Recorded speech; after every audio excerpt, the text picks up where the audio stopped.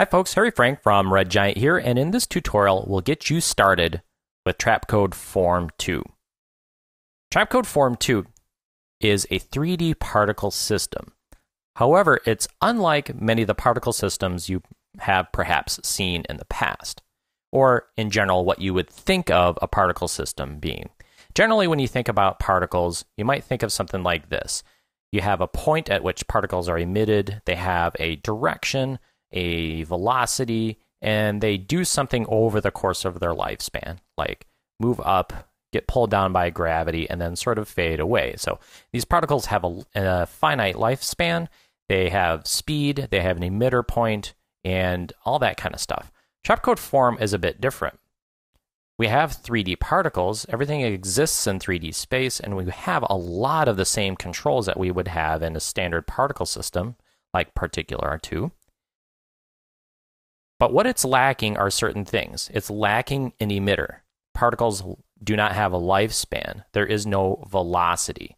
So we have a body of particles, a sort of group of particles that we can manipulate. So we can twist and pull and turn them as a body of particles. And we end up with some very organic shapes, very fluid-looking shapes, plasma shapes, that kind of thing. So we'll get you started with this kind of stuff and more in this Getting Started lesson. So the first thing I'd like to show you is just the very fundamental application of Trapcode Form, sort of making this fluid plasma looking kind of background. This is Trapcode Form 101. So let's set up a basic background like this. Now every time I want to work with Trapcode Form, I'm going to do three things once I create a comp. I'm going to create a new camera, I'm going to create a new solid, and then I'm going to apply the Trapcode Form effect to the solid. I'm just going to say that once, so you don't have to hear me repeat that over and over and over. So what we're seeing right now are the default settings in Trapcode Form. What it defaults to is a grid of particles that is 200 by 200 in size. There are 70 by 70 particles in X and Y, and we have three sets of particles in Z. That's why we see three separate grids. If I want one grid, I set this to 1. If I'd like the grid to be larger, I size up the grid like this. Notice that the grid size and the number of particles are independent. So we have independent control over their size and how tightly spaced the grid is. So when we're making a sort of flat texture like this, a sort of floating plasma background, I want my texture to fill the screen. So I'm going to start at 1280 by 720. We actually might come back to this and make it a little bit bigger. As we start deforming and displacing this, you might start to see the edges along the side here. So we can either scale it up or move the camera a little bit closer. So the particles in X and Y are going to be smaller in number if we want a grid, or if we'd like a very tight set of particles to make a very fluid-looking shape. I'm going to make a lot of particles. So I'm going to start with, say, 500 by 300 particles. Now, it's quite a bit, but once we start displacing this, it'll actually look a lot more interesting. Now, before I get too far, one thing I really want you to understand about the basic concept of form is that pay special attention to the order in which things are arranged in the interface. There's a very specific reason everything is arranged the way it is. The base form is calculated first, and then things like deformers like the disperse and twist or fractal field displacements, which we'll get into next, those are calculated afterwards.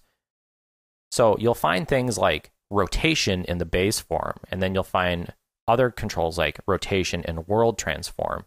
And these will have different effect because our base form will rotate, then we'll have deformers that happen to it, and then we can rotate everything, including the deformations in the world transform. So point is, pay attention to the order in which things are arranged in the interface. So I'm actually going to jump down to one of these later sections here, the fractal field. And this is a very common section you're going to be jumping to. A fractal field is something like fractal noise. This is exactly what you can think of. In Trapcode Form, we're using a fractal noise map and looking at that map at each point in space and applying some sort of parameter to the particle based on that map. So let's say at this point in space right here, I have a dark area, and this point over here, I have a light area. If I am affecting things like size or opacity or the displacement, which is the offset of the position, if I look at that map and say, okay, this area is dark, I'm going to affect the size just a little bit. This area is light, so I'm going to affect the particle a lot. The only difference between what you're seeing here in this two-dimensional fractal noise map is that in Trapcode form, that fractal field actually exists in 3 dimensions. That's sort of like a fog. If you were walking through a fog, you would see the values sort of evolve in z-space. So that map exists. We don't really see it. It's always there, but it's something that you don't actually see until you start applying things like how it affects the size. In fact, you can see something that looks a lot like a fractal noise map. In fact, I can add more and more complexity or scale up the fractal scale like this, and you can start to see something that looks a lot more like a fractal noise map. But a very common thing to do to make a nice looking Trapcode form background is to use this displace function. So what it's going to do is push and pull the particles in each direction based on the fractal noise map. Pretty cool. We can have this fractal field move in space, so I can have it evolve in, let's say, the x-axis like this, or the y-axis like this, or I can have it just sort of change in shape and evolve over time. So in our fractal field controls, we have flow x, y, and z. This will make that fractal field flow in a positive or a negative direction in each axis. And this evolution right here is that fractal field evolution. Even if it's not flowing in any given direction, we can still have the field change over time. So let's talk about speed. Right now, I am rendering a grid of particles, 500 by 300 particles. That is 150,000 particles rendering right now. Now, with my computer, this actually keeps up pretty quickly. But if things are slowing down, your particle count is going to be the go-to place to check and see if maybe I can lower this a little bit and still get the look I'm after. But that is always going to be your bottleneck. Now, there are other things that will slow things down, like using custom particles, but the number one thing that will slow things down is the particle count, so just keep your eye on it. I'll set this flow evolution, well, let's set this back to 500. I don't think it needs to move that quickly. And then we'll have this flow upward in the negative x direction. There we go. Let's add a little bit of color. Now, there's 2 ways we can do this. I can add color in the particle section here by coloring the individual particles. Remember, Trapcode form is just a particle system, so each of these particles has a color that I can define. I can also define the size of the particles, the opacity of the particles, as well as a blending mode from one particle to the next. And by default, you'll see that this defaults to an add blending mode. So as particles overlap, you get a little bit of color mix in there, which I think looks a lot more interesting than just using a normal blending mode. So generally, I leave that on normal. We also have things like opacity random, and this is per particle. This is completely random on each particle. So this will start to make things look a little noisier. So I don't as often reach for that as I do size random. This will randomize each particle in size. I'm going to apply a color map rather than just color each particle the same color. And I can do this in the quick maps. Quick maps are maps contained inside Trapcode form within the plugin without looking at any external layers. We can apply a color map right here, and I can map it over a certain direction. So up and down in the y-axis, I can use the default map, which is this spectrum. But I'll pick this blue map, and not necessarily because I want blue, because I want 3 points along the color map. and I'll change these to, let's say, orange.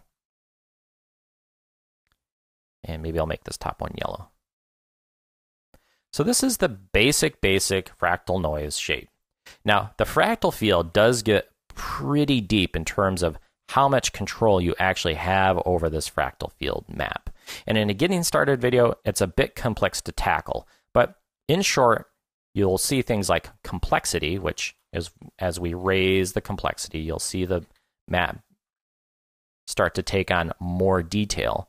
The F scale is the fractal scale. So smaller numbers like 4 will make very large fractal displacements. So it's like going in here and setting a very large fractal scale like that. So we have large, dark, and light areas. Or a large number will make very small fractal field displacements. Now, if we go back to the base form, we've got other shapes in here like the box strings, which basically strings together particles along one axis. So let me just set this to, say, 20. So basically, you can see that we've got sort of a string shape here, but it's still made of particles, but we can go into the string density and simply adjust the density of the particles along the string. We can also set this to a sphere, which has layers of spheres like this. I'll set this to one sphere, and let's make this 500 by 500 and squeeze together the particles. Let's say this is 600 by 600. So now you can see we've got sort of a dense sphere of particles. And once we start to get this very hot looking dense group, it's time to jump into the particle section and perhaps lower the particle opacity. Again, this defaults to a transfer mode of add. So these things are adding together as they overlap. And once we get a very dense group, things will start to blend their colors quite a bit. So you can either lower the particle count, but if you'd like a smooth look like that, and you want a high particle count, jump into the opacity. In fact, it's not uncommon to get to very, very low opacities with very dense settings. I've even used opacities of 0.1 with very dense settings. So that is the 3 basic shapes. The 4th one here is called OBJ model. And in short, what this is a setting that allows us to import an OBJ model, which is a 3D model, and drop this into our composition. So I've imported an OBJ shape that is a buckyball here. Let me drag it in here, turn it off, go to the form settings, set this to OBJ, which we did, and go to the OBJ settings and set this to that OBJ model. First, let me get rid of this fractal field displacement and turn the particle opacity up. So now we can see we've got a buckyball shape.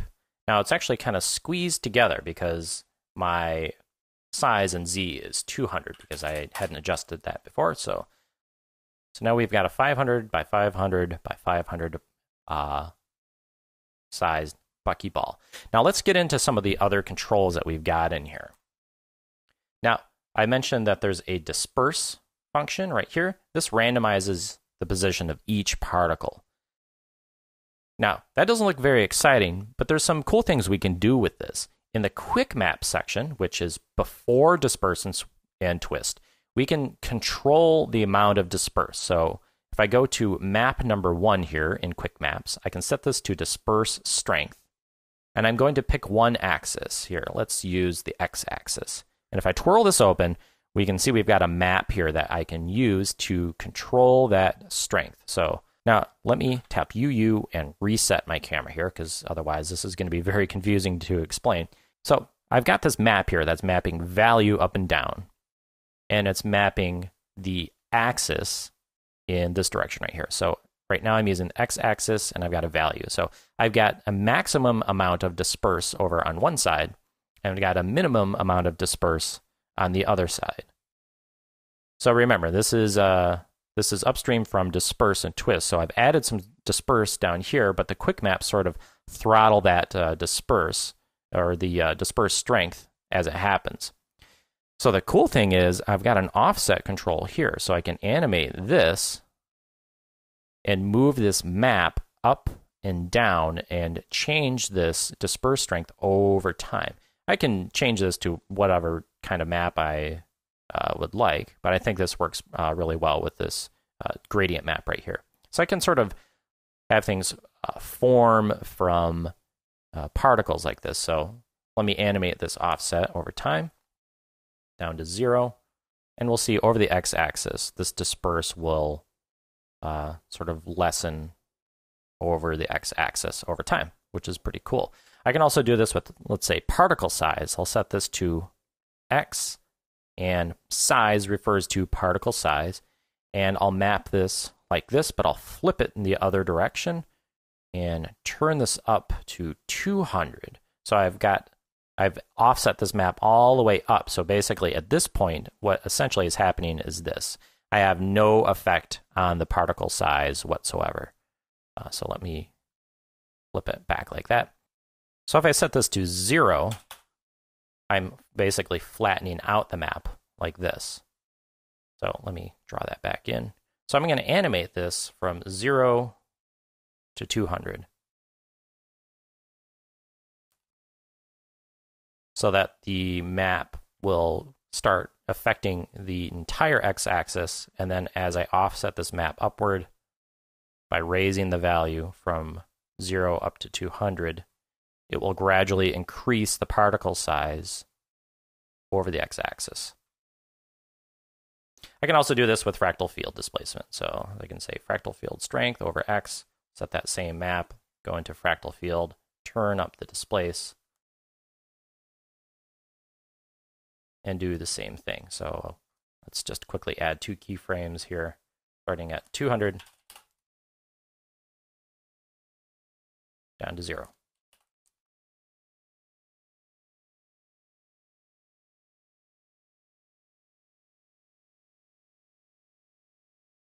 Now, we're barely even scratching the surface here, but hopefully you're starting to see the big picture here. I'm going to get rid of this fractal strength and just have this disperse control over time. Let me zero out this fractal field.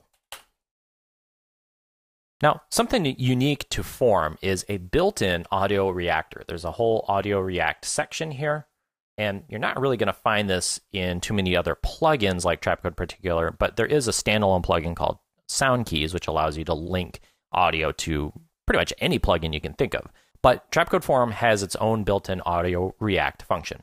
I'm going to drop some audio in here. And I pick something that has a pretty solid beat to follow.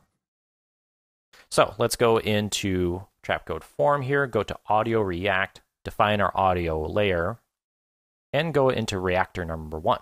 What we want to do is define what parameter the audio reactor will affect. So let's say we do transform world scale. So this